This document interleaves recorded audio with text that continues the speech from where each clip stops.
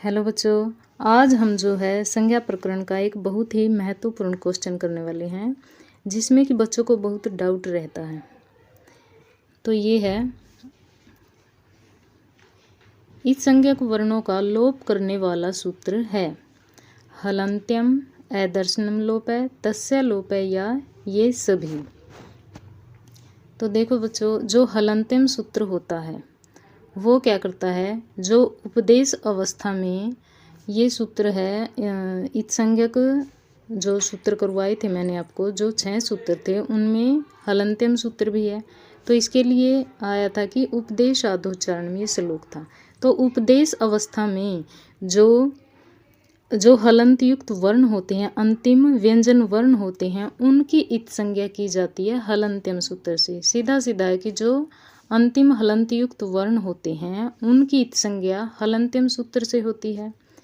ठीक है, जो अंतिम हलंत युक्त सूत्र से उनकी इत संज्ञा होती है। ठीक है, और जो इत संज्ञक वर्ण होते हैं हलन्त्यम से इत संज्ञा होती है, और जो इत संज्ञक वर्ण होते हैं उनका लोप करता है तस्य लोप है सूत्र।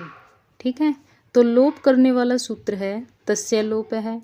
और फिर पूछा जाता है कि भाई लोप होता क्या है। ठीक है, लोप किसे कहा जाता है, तो लोप इसका जवाब देता है अदर्शनम लोप है, कि जो अदर्शन होता है, जो दिखाई नहीं देता है, उसे कहते हैं लोप। लोप का अर्थ होता है छिप जाना। ठीक है, कोई वस्तु जब दिखाई नहीं देती है, वो छिप जाती है, उसका अदर्शन होता है, तो उसे कहते हैं लोप।